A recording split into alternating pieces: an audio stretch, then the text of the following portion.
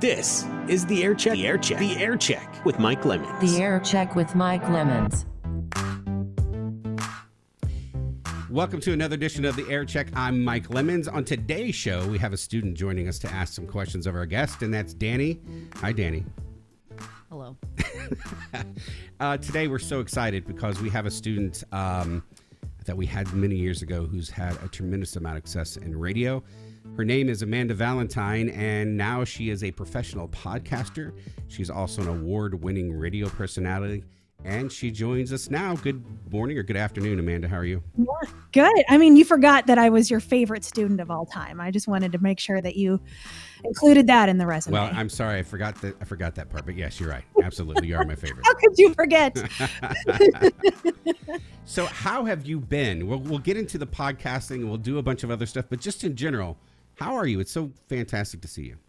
You too. I've been doing really well. I mean, minus 2020, I think we all had a year, but coming on the outside of that, been doing very well. How about you? We're good. We're doing some new things here with the program, and we had a chance to talk about it off air a little bit and trying to really make a more of a digital imprint with some of the video podcasting stuff we're doing. So thank you for joining us, because it's going to allow us to showcase that stuff while talking to a successful student. So we appreciate it. Thank you so much. Yes, thank you. And also thank you for pointing out that it was many years ago that I was a student. Well, many is relative, right? Yeah. When you talk about how many years I've been, many is a whole lot. So, I mean, well, I started at WLCA in 2001, 2002. It was 2001, I think. Fall of 2001. Was it that long ago? I wouldn't think it was that long ago, but yeah. I mean, I moved away for my first full-time radio job.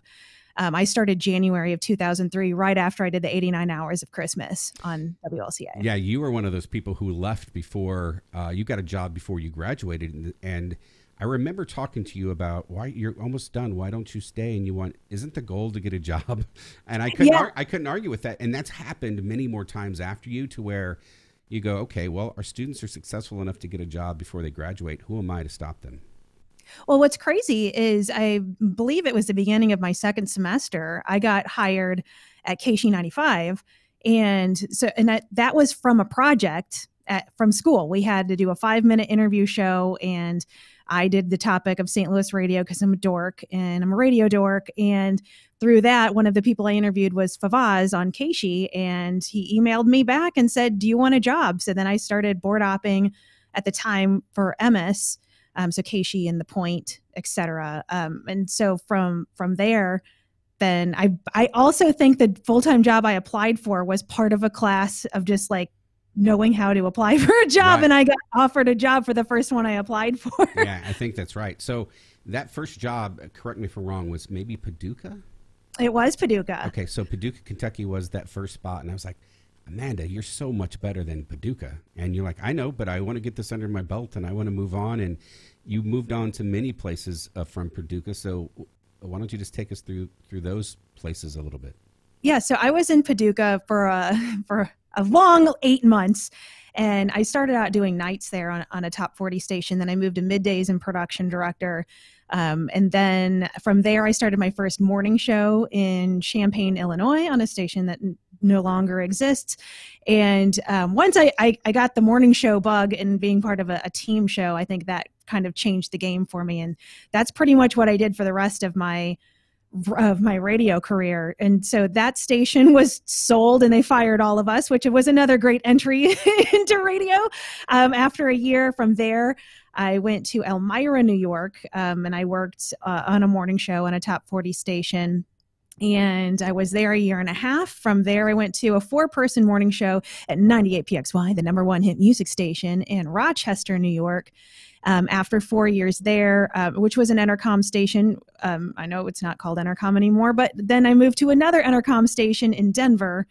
And I was at that station for a year, moved to my first country station doing a morning show at KYGO in Denver. I also worked for Dial Global, which is now Westwood One, doing nationally syndicated radio. So I was on 4 different country formats in all 50 states, which is also an interesting way to do radio. And from there, my husband and I, because he was in radio also, were offered dual jobs in Oregon, me to do the morning show and for him to be production director. So we moved to Oregon, lived in Oregon for 2 years, and then I was offered a job at B105 in Cincinnati. And we moved to Cincinnati in 2015, where I stayed in radio until my contract was up at the end of 2019, and I chose not to renew my contract and proceeded with podcasting. And that's great, because we're going to be talking about the podcasting, because you can help us figure out some of the things we want to do there. And since you're on our advisory board, that can help too. So that's good. You mentioned being firing. You don't really have a career in radio till you've been fired or let go at least once, yeah. Right? And you've moved around a lot, which is typical of a lot of radio careers. But that movement, I'm sure you learned a lot at those different places and moving around. Did you find that being a benefit, the fact that you got to go to Denver and you've got to go to Oregon and upstate New York and Cincinnati? Do you felt that made you a better air personality, or that those experiences really added to what you were doing? I think definitely, because every region of the country is so incredibly different. And kind of, being on the radio, it's not just about yourself. It's about you're talking to an audience and knowing your audience and just how behavior changes from region to region. So it was a good learning experience of kind of a case study in people, and also just from not only from different state to state, but from small markets to major markets to large markets, of seeing how radio operates differently in those arenas. Because at least in my experience, everything is always the dream of go to a major market radio station, and then being in a major market radio station and you see some of these smaller market stations have it a little bit more together than the major markets. You're like, okay, so it's about the company, it's about the people that you work with, it's about the time and effort spent into the radio station. It's a lot more than just this. I think when you first jump into radio, of like, I want to be in New York one day. There's right. a lot more to learn than that.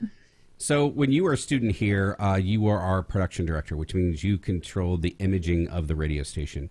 And having a female voice as the imaging on an alternative radio station is always something that I loved. And Danny, who's going to talk to you here in a second, she's doing that now. But what was your experience like here when doing production? Did you have the freedom? Did you really enjoy that type of thing? And how much did you continue doing that after you left here? Well, Mike, I'm going to throw you under the bus, because my way I remember it is you didn't want a female production director. You must have changed my mind. It was a little, you're like, I don't know, it's an alternative station. I don't know how it's going to sound with a female, because you wanted me to be program director. And I'm like, I want to be production director. And eventually I became the PD, where you made somebody else program director, they stepped down, and then I was production director and program director. But yeah, so it wasn't anything bad where you're like, it wasn't like the man holding me down or anything, but I remember it was a discussion of like, I don't really know how this is going to sound. But I thought it was great. I really loved production, especially at the beginning, production and imaging. Again, radio dork. I was listening to like imaging CDs in my car. Just a dork. And so, but yeah, it was great. Like once, that I became the production director, you totally did give me a lot of freedom. And, where I was making the imaging for the station as a whole. Also, I was part of multiple shows, the Friday Night Drive-In, morning show. I did the top 9 at noon. I was all over the place. And then just doing individual imaging for those things was super fun. And especially, having that gave me an opportunity to also kind of do some character acting, find different ranges in my voice, because I think everybody at first hates hearing their own voice. So getting used to that and, just playing around with it. And also for me, specifically for the on-air part, which I think helped with production, is I was so afraid at first. I wrote out every single thing that I said. I would read it over and over again before I would, talk up a 12-second intro of a Red Hot Chili Pepper song. And it was just that production for me was able to way to like keep doing it over and over and over again and get exactly the way I want it and putting it together the way I wanted it, which I feel like really helped me on air, because again, that's just that repetitive practice. So I think that they really fed into each other a lot. And I didn't do a ton of production and imaging from there. I've done production at multiple jobs as needed, and imaging for my own personal like morning shows or afternoon shows as needed. But even now, I still work part-time for a production house that I've worked freelance for before. For them, at one point in time, I was writing, producing, and voicing commercials, and now I just voice commercials, again, like nationally. So it's having that experience and, again, the practice over and over again where I'm still using that, you know, God, 20 years later, I'm so old. Oh, it's Okay, go ahead, yeah. Oh, okay. Hi. They're like, stare at the camera. And I'm like, I don't know when to. So pretty much everything that you've said is absolutely everything that I've been doing right now, like completely. And my question is, when did you learn to let go? Because I've been told that I need to let go and start, you know, using my voice more. And I just want to know how you were able to start doing that.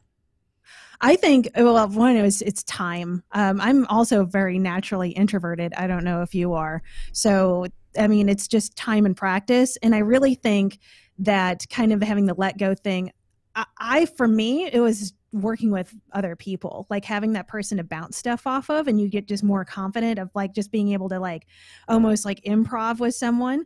So even like with production, even then you could just, or podcasting or whatever, I think that if just the bouncing back and forth kind of lets you let it go, more than just, you know, sitting in a room by yourself, repeating words over and over again. So I think a combination of all of those things helped me personally to flow with that a little bit more. And even when I was on WLC, I did a morning show with 2 other people. I did the Friday Night Drive-In. I don't know if any of these shows still exist, with another person.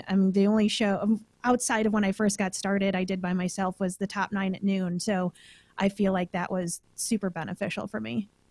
Yeah, and something we've tried to tell Danny, her production so far, Amanda's been fantastic. And, you know, it's not being too scripted or not being too prepared. She's almost overly prepared. She doesn't want to make a mistake. And she's going to get there. I said, the on-air will help the production will help the on-air, and just doing it. One of the problems that our students have had is this COVID thing, and the fact that we've had to do so much stuff remotely. It's kind of taken away from that interaction you just spoke of. Recall some of your time here and some of the people that you may have worked with here, or maybe a memory that stands out of doing what you did here, whether it be production or whether it be a project. Or when you think of your time at LCA, what comes to mind? Oh man. Well, I mean, several things. One outside of, you know, I'll get to in a second, of my own like personal, like fun experience. I think just the education part, because I also did some time teaching at a broadcasting school in Denver, and learning from that, I'm like, whoa, this is so different from LC, that I'm like, this sucks.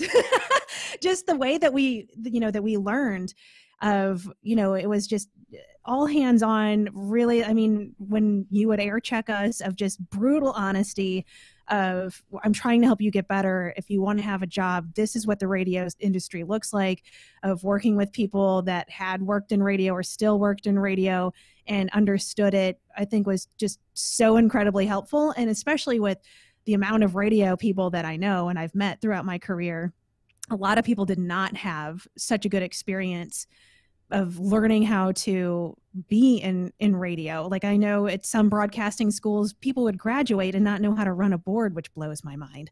So like these just even basic sort of things, but it was just, I learned so much, and I really attribute a lot of what I learned at LC to be part of my success, because it was just such a great entryway into the radio business. And as far as being there, I mean, I loved my time there so much. I mean, I loved it so much, I commuted 2 hours a day to go to Lewis and Clark. So I lived an hour away. So I drove there every day. I was taking 17 credit hours. And then at the one point I was the PD at the radio station and on the air. Like, I just couldn't get enough. I just lived there and loved every single second of it. And since I am an introvert, my first semester, I didn't talk to a ton of people a lot. But then after that, where again, we're just talking about kind of opening up, that, you know, the people that were in my class, I still talk to some of them. I still, Ryan Yepsen, we're still friends on Instagram, and I saw him in Detroit not too terribly long ago. And other students that have gone there, which weirdly, like John Weir, who went to school there, but I knew him from high school from the debate team. and he went to LC like years after I had already left. So it's so cool, like, to kind of see how many people have gone through the program and what a good experience they had. I mean, I don't know anybody personally that has anything negative to say. And I have, I was there a year and a half of really great fun memories of learning how to do radio, joking around with people, having a great time, especially doing the 89 hours of Christmas, doing some stupid stuff I don't know if you want me to talk about on this. And just like testing the limits of like, well, can we bring microphones into the bathroom? Can we go up on the roof? Like, let's see what happens, and kind of just having some of that creative freedom, within the, where we're not breaking too many rules here of how can we have fun and how can we learn at the same time. It was really great. Yeah, that's one thing that, you're probably the fifth or sixth person we've interviewed now, and former students, and the camaraderie they've talked about a lot, and working with others and being here. And when you were PD, right, and doing both, and the amount of time that you spent here, students have been learning remotely for a year. So bringing them back to having the idea of, no, you're going to want to live here because this is kind of a fun thing, and this is how you learn. We're going to teach you in class, but you're going to learn so much more by helping us operate the station 24 hours a day, 7 days a week. And now that we're doing all these other visual elements, even more reason to be around. So thank you so much for your kind words. Oh, yeah, definitely. And I don't remember, maybe I do remember the conversation about, I don't know if I want a female PD, but you changed my mind a lot because we've had several since, and I think it sounds so good to have a female imaging voice. So Danny gets that job for the next year. So let's move. Let's fast forward from here a little bit. We went through several different markets. You won a pretty significant award, and what I think is interesting about this award is, like I said, you're the fifth interview we've done now, and three of those people have been in country radio, and two are in country radio now. You were recently in country radio, and you won an award in country radio. Of all three of you, never once did I think that three of you would be at a country station, but yet here you are pictured at the Country Music Awards on stage, receiving an award for the best large market personality of the year. That's pretty incredible. And you were nominated twice, and those are probably the two times that I watched the Country Music Awards show, and it's all your fault. So tell us about that experience and how that all worked. Yeah, that was super cool. And yeah, I mean, I would have never guessed I would have been doing country radio either. But I actually really love it. I mean, it was at the time I was at LCA, I would have been like, oh my God, kill me before I'm on a country station. So it's funny how it changes. But for me, it's so much about the audience and the vibe. And I love being on country radio, and I've had so many great experiences where my first country station was KYGO in Denver. But in Cincinnati, where we won the award, which it was, and plus we were the afternoon show. So we were a morning show in the afternoon, and the morning show traditionally at that station was the show that got to submit every year. And we were only allowed to submit if they had won the previous year, they were ineligible the next year. So the only reason we got to submit that year, which was 2017 when we won, is because the morning show had won the year before and they were ineligible. So we're like, okay, here's our one shot. We got to do this. Yeah. And so, I mean, it's a whole process. I mean, not only are you have to go through sift through a year's full of audio, which they have cutoff dates, and okay, what represents our show the best? It's like making a demo for a job, except you know that how many people are going to be listening and judging and voting on it. And we had to put together a whole PowerPoint presentation of what we do for listeners, what we do for the community, who we are as people, what kind of charity do we do? I mean, there's just so much more to, especially to radio than just, hey, I show up and do a show every day. I mean, it is, how are we representing our listeners and how are we giving back to the community? And we did a ton of that. So yeah, so for winning that award, it felt really good for a lot of reasons of not only, hey, we're a good on-air show, but hey, we're good to Cincinnati, and we love the people that listen, and we want to give back to the people that listen. And the day that they were announcing the winners, well, we found out we were nominated. I was working out at the gym, and somebody texted me on my Apple Watch that I was nominated, and I like jumped off the trampoline and freaked out. And, and then when the day they were announcing the winners, Keith Urban was calling all of the winners, and they were kind of doing it throughout the day. And so they hit all the morning shows, and then we didn't hear anything, and we're like, oh my God, it's got to be an afternoon show. And it was up to us in another afternoon show in Nashville. And we're like, oh my God. It was the most nerve-wracking thing, because we weren't going to know till 3:00 when we went on the air whether or not we won. And the hotline rang, and I peed my pants, and we talked to Keith Urban, and he's like, you guys won. That's I'm like, oh right. my God. And so it was so cool to be able to go to Nashville. I have my CMA award. And to have that whole experience where we went on stage, we were on national TV, we got to do an acceptance speech and get all dressed up. And afterwards, Garth Brooks won that night. So then we got invited to his after party. So because he won. And so then we're hanging out with Garth Brooks with our CMA awards. And it's like, oh my God, is this real life? Like, holy cow. Like, how is this happening? So is such a really cool experience. And after, spending my entire adult life in radio and my entire childhood obsessed with radio, it was really a really amazing moment. It would have been cool in 2002 if I could have said, hey, I saw into the future, Amanda, and in 2017, 18, you're going to win a country music award, and you're going to be geeked about being invited to a Garth Brooks party. That was something that would have never, ever seen that could be possible. But that just goes to show, Jonathan Weir, who's in Boston, he's on a country station, and John Clayman's on a country station. And Mike Keith, who's on a hit radio station, 3 hit radio stations and 1 hip-hop station, he was our promotions director at a modern rock station, and then he interned and did it at a country station, and now he's doing this. It really doesn't matter what our format is. We're going to teach you radio regardless of the format, because radio is radio, right? I mean, you're trying to appeal to an audience. So congratulations on the country thing. On the award. That's fantastic. Thank you. Yeah, it was cool. And then we were nominated again in 2019. And we didn't win, but it's still really cool to be nominated. So it's nice to have, some national recognition of, that you love your job. Yeah. So let's move to fast forward again to now. You're no longer in radio. You left radio to do a podcast. To tell the story, and I know that you don't mind because I've seen you post pictures before of a before and after. We have a picture of you from the 89 Hours. You were on a local newscast for doing 89 Hours. So this is you when you were a student here. Mm-hmm. Do you see the picture? I do. And then when you got a job, you went to several different places, but you went through quite a transformation when it came to weight loss and changing how you exercise and eat and just living a healthy lifestyle. So tell us about that, because now you're doing your own podcast called Pound This. You have a website called AmandaValentineBites.com. Tell us how this all came about and what gave you the confidence to leave the career in radio to do that full time.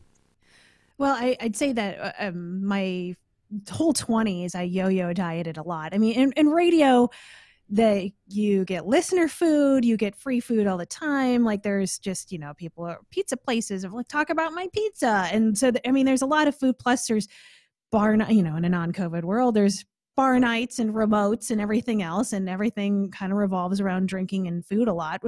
I already had weight issues my entire life leading up to that. So that's not the cause, but I would lose 60 pounds and gain it back, and lose 40 pounds and gain it back and forth. And it was at the point that I was in Denver, and I left the first show that I was on right. So I started losing weight right when I started at the country station. And I was just like, I was binge eating every single night. I was secret eating. I was hiding the trash from my husband. And like, this doesn't feel like me. And especially because radio had taken more of a turn of, social media, and you have more of a visual presence. And I was I'm like, I don't want my picture taken. I don't want to be in front of a camera. And I'm like, this is not helpful for my career in any sort of way. And it actually started where, I already kind of had it in my mind that I was going to make it a change. But it also turned into an on-air bet, which is the story of my life. That the morning show I was on, there's 3 of us. And we read some article that said that the best way to do New Year's resolutions was to do it in like small bites, like do a 90-day New Year's resolution. So we each wrote down 3 things that we wanted to accomplish in 90 days. My 3 things, I don't remember the one, but one was start flossing every day, which I still do, even though this started in 2012. And I wanted to lose 15 pounds. And by the end of those 3 months, I was down 20 pounds, and it was from no diet. It was just me making better decisions. The mantra I've had since then has been make the best decision possible every moment. If I'm at a ball game and I want a hot dog and a beer, that's fine. Do it. You're having fun. You're living life. And then the next time you eat or whatever, you have another opportunity instead of this all or nothing sort of diet attitude. And from there, I started losing more weight. I started walking. I started running. And by the time we moved to Oregon, I was down 60, 70 pounds or so. And in about a year. And then from there is a lot of hiking, and it just became a lifestyle, and I really loved it. And when I moved to Cincinnati, it's so interesting from moving so many times and market to market to, when I got to Cincinnati, nobody knew what I looked like or who I was before. They just knew me as this person that had lost over 100 pounds.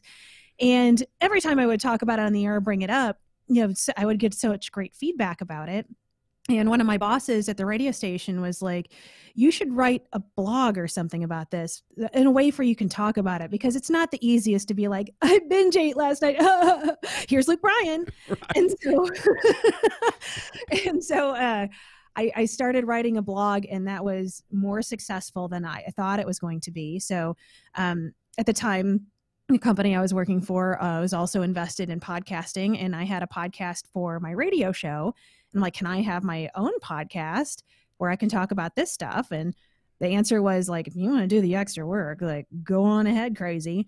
And so I started the podcast in the beginning of 2018, around New Year's. And that it just kind of just took off in a way that I wasn't really expecting. I thought it was going to be like kind of like the blog, like kind of like a fun side project, a way if people were listening to me on air would have another opportunity to get to know me better, where I could talk without these 2-minute increments in radio, especially because if you're in a PPM market, it's like, hey, talk and shut up. Like when I first started in radio, like my morning shows, we would talk for 12 minutes at a time, and it was fine. And that's, depending on the format and the station you're on, that's not really a thing as much anymore.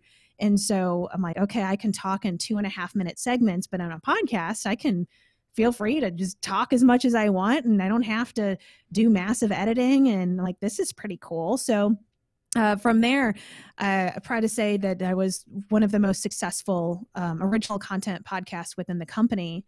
And that gave me a lot of opportunities as well, with corporate and being able to go to conferences and having discussions with some of the owners of the company about the future of podcasting and how podcasting plays into radio. And it was something that it wasn't on my radar really. I've been listening to podcasts since 2009. So I love podcasts, but I don't know. It's just like nothing clicked before that happened. And coming up to the point where my contract was up, I really wanted to pursue more in the podcasting space, because I believe that it's where the future is going. I listen to a ton of podcasts.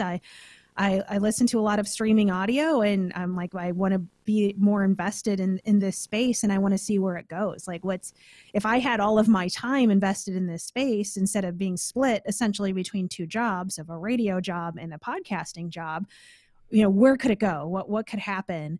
And long story very short, I'll keep out a lot of details, but it was just a decision that I ended up making of like, you know what, I'm going to give this a try. I feel like the momentum is here.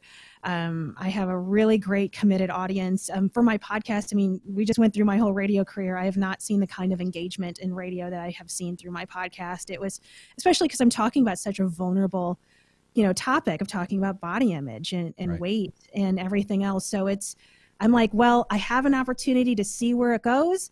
And if I don't take it, I don't want to regret it. And so I'm like, I can sign up for 3 more years of radio. I know where that's going to take me, or I can try this other thing and let's see. And if it doesn't work, I'm sure I could find a radio job somewhere.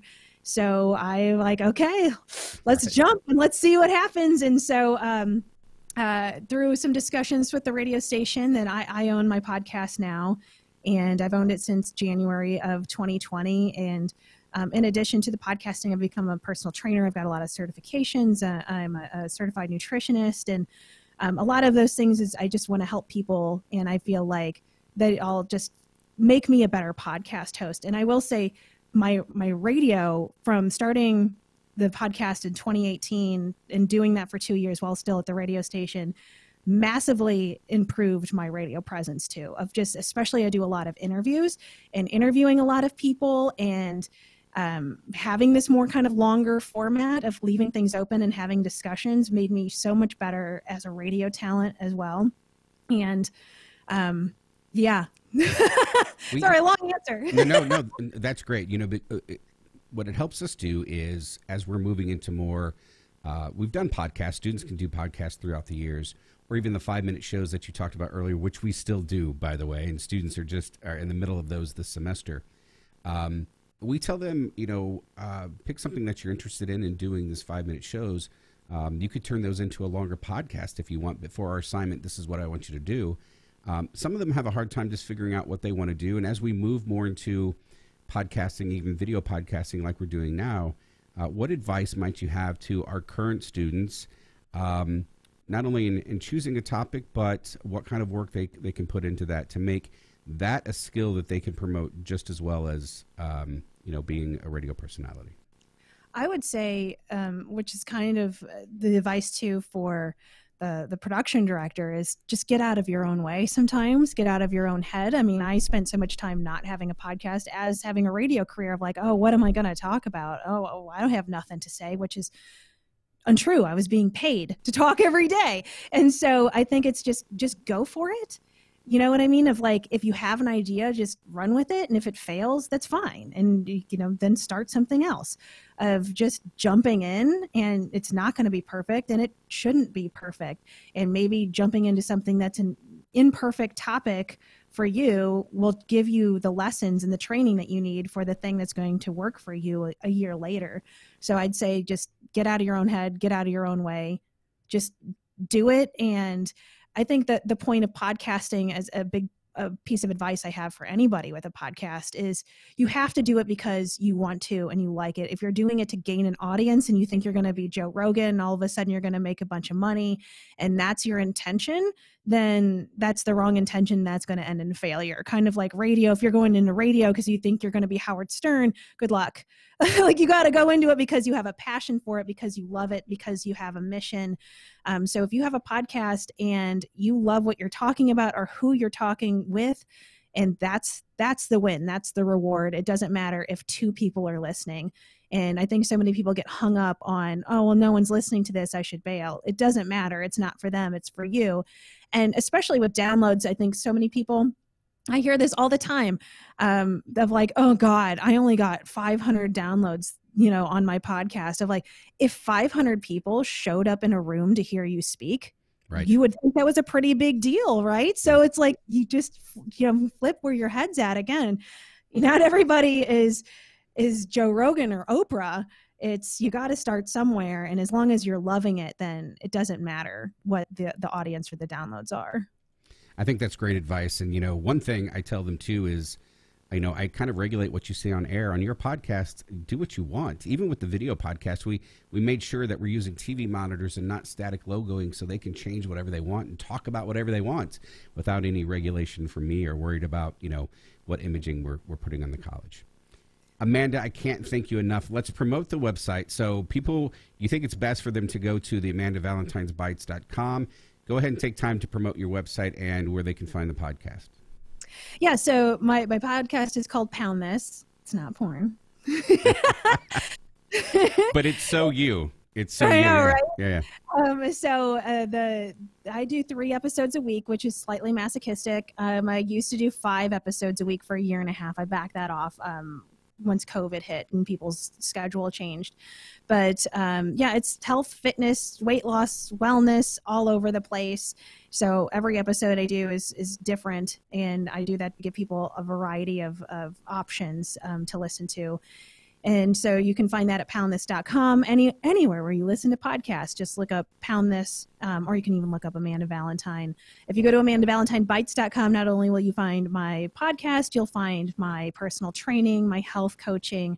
I have some products that I sell. You'll see pictures of me in my sports bra, if that interests you. There, and then I'm for social media, I'm mostly an Instagram person, and that's just kind of where the health and fitness space is on social media. Sure. And that is at You Can Pound This on Instagram. Again, thank you so much. I tell you, I miss you. I miss the times when you were here. And, you know, I always wish that we could go back and bring everybody back at once and to spend another year doing it all over again, because that was really, really fun. You came back a few years ago for a reunion. It was so good to see you then. It's so great to see you now. I can't tell you how proud I am of you. And it's a pleasure to follow your career. Oh, thank you so much. Well, thank you for starting it. I mean, if I wouldn't have gone there and you wouldn't have, given some brutal air checks to everybody, I don't know if I'd be here right now. Yeah, that's been a recurring theme in all these so far is brutal air checks and how difficult that was. You were never mean to me, though. I will say that's, I mean, I was such a just like A+ little. That's what it was.